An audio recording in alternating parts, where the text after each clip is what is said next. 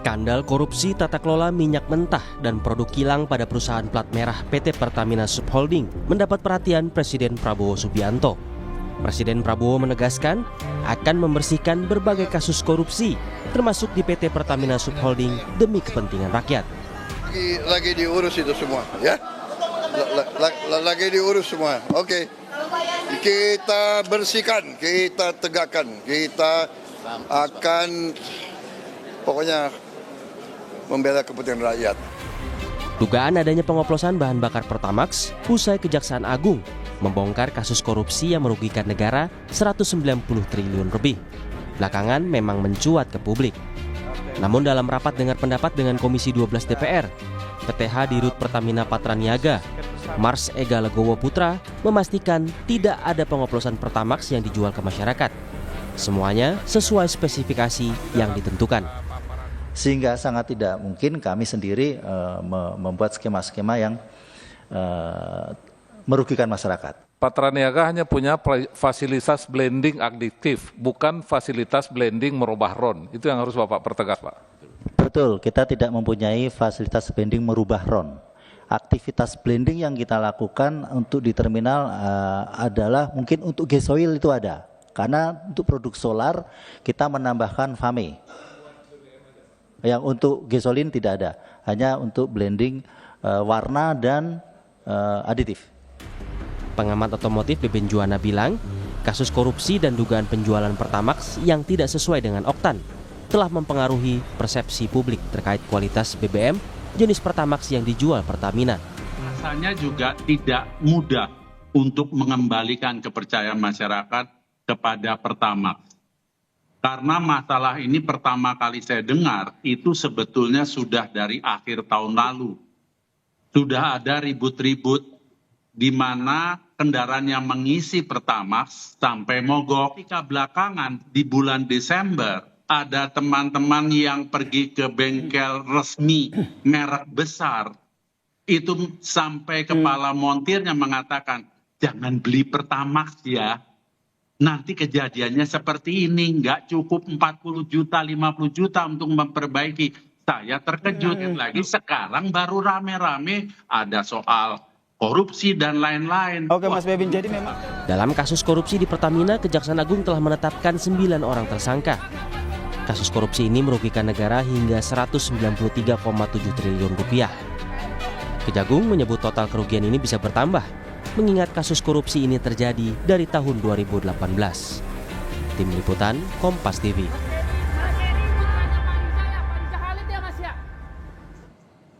Terkait kasus korupsi dugaan pengoplosan Pertamax di anak perusahaan Pertamina, kita akan membahasnya bersama anggota Komisi 12 DPR Fraksi Demokrat, Pak Mulyadi, dan peneliti Pukat UGM Zainur Rohman. Selamat sore Bapak-Bapak. Selamat sore. Pak Mulyadi, kita ke Mas Zainur dulu ya. Pak Mas Zainur, sebenarnya kalau Anda lihat ini metode korupsi yang sudah lama atau modus baru? Ya, modusnya sih lama, tetapi ini kejadiannya berlangsung sedemikian lama begitu ya. Dari 2018 sampai sekarang bahkan mungkin begitu ya, 2023. Nah, artinya kenapa sedemikian lama kemudian ini baru terungkap sekarang? Ini membuat tanda tanya, apakah misalnya unsur pengawasan itu gagal untuk bertindak, atau misalnya tidak ada satupun orang yang meniup peluit untuk menjadi whistleblower atas praktik ini. Jadi sebenarnya ini tidak sesederhana tindak pidana korupsi pengoplosan, tidak. Ini dimulai dari misalnya adanya penurunan produksi di kilang sehingga kemudian timbul kebutuhan untuk impor. Nah, impornya pun kemudian itu diatur sedemikian rupa. Yang pertama adalah pemenangnya atau siapa yang mendapatkan pekerjaan itu sudah ditetapkan sebelum tender. Yang kedua, harganya.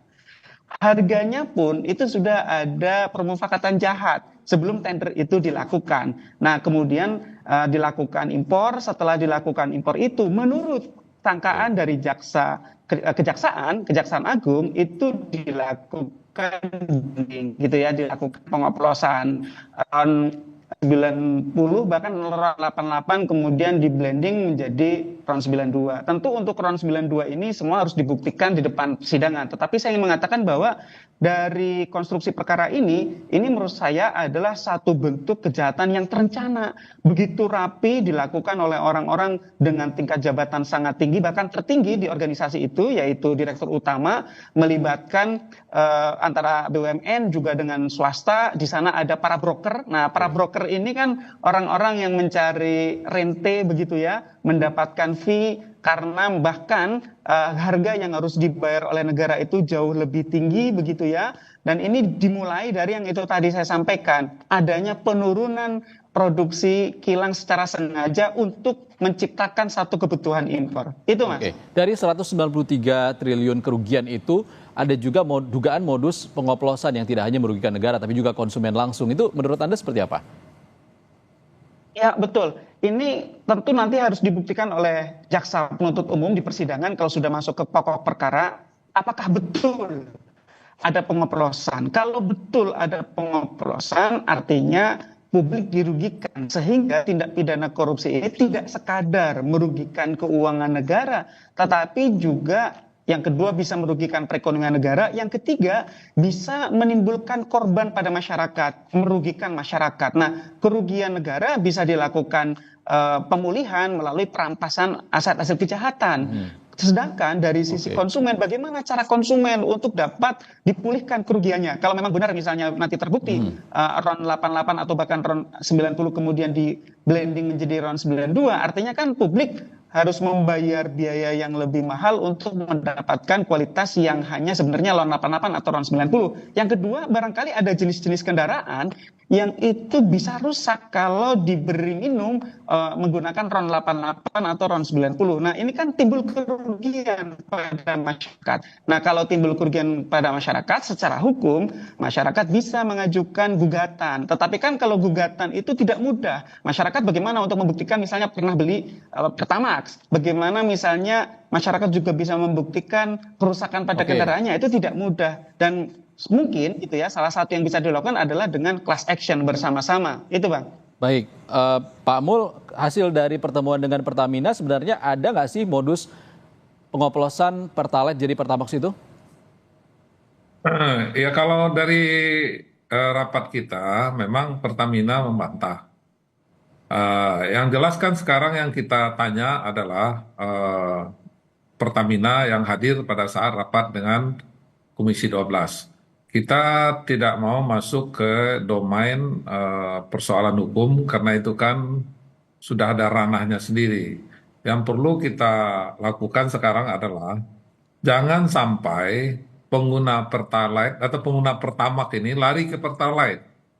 Lari ke Pertalite sehingga Pertalite ini kan sebetulnya juga subsidi. Cuma skemanya adalah kompensasi. Tetap dibayar oleh negara. Kalau membengkak penggunaan Pertalite, maka akan semakin membebani keuangan negara. Jadi dengan tidak percayanya orang terhadap kualitas Pertamax, konsekuensinya tentu akan banyak orang membeli Pertalite. Karena orang berasumsi, buat apa beli Pertamax? Toh juga RON-nya sama dengan Pertalite. Nah, ini kan yang terjadi. Kalau kita menganggap RON 92 itu RON-nya sama dengan 90 Pertalite. Sehingga terjadi peningkatan penggunaan Pertalite. Nah, ini sementara Pertalite adalah subsidi dengan skema kompensasi. Maka dari itu DPR ingin meyakinkan, menenangkan masyarakat, kita tidak masuk ke domain 2018-2023 ya, yang sudah menjadi kasus hukum, yang nanti pembuktiannya tentu nanti kejaksaan di pengadilan, pembuktian melalui pengadilan. Tapi tugas kita bagaimana jangan terjadi kuota yang sebetulnya Pertalite itu harusnya tidak sebanyak itu, sekarang bisa bengkak. Itu yang harus kita cegah sebetulnya. Karena saya mendengar, saya cek ke daerah, memang masyarakat itu sudah terpengaruh. Banyak yang resah soal sekalian saja beli Pertalite begitu. Pak Mul, kalau teman-teman Komisi 12 sudah melakukan sidak dan nanti jika terbukti ternyata Pertamax yang beredar itu adalah oplosan dari Pertalite yang RON-nya 90, apa sanksi yang akan diberikan? Oh, kalau itu memang misalnya dari hasil pemeriksaan terjadi rekayasa 92 ternyata itu RON 90, tentu ini udah bisa menjadi persoalan hukum lagi kan. Bukan hanya persoalan sanksi saja, karena itu sudah manipulasi lagi. Maka dari itu telah dilakukan sidak-sidak berkala dan pemeriksaan on spot, terutama oleh Limigas, agar masyarakat kembali bisa memulihkan kembali kepercayaan masyarakat. Itu sebetulnya. Karena dengan masyarakat, apabila masyarakat masih tidak percaya, maka Pertalite yang akan jadi sasaran. Saya khawatirnya nanti Pertalite akan semakin cepat habis dan kompensasi akan semakin besar. Jadi dalam hal ini kami memang Komisi 12 berusaha untuk meyakinkan bahwa kualitas Pertamax di tahun 2025 ini memang sesuai dengan spek yang ada. Itu sebetulnya tugas kita ya. Dan itu sudah kita tanya dan kita minta Pertamina untuk meyakinkan kita, dan sekaligus kita lakukan pemeriksaan on spot di lapangan. Itu yang paling pertama kita lakukan. Karena kan persoalan hukum kan persoalan tersendiri. Oke Pak Mul, Mas Zainur, korupsi ini berlangsung lama, 5 tahun. Menurut Anda ini dilakukan oleh pemain internal anak perusahaan Pertamina saja atau ada keterlibatan sistem yang lebih besar dari ini?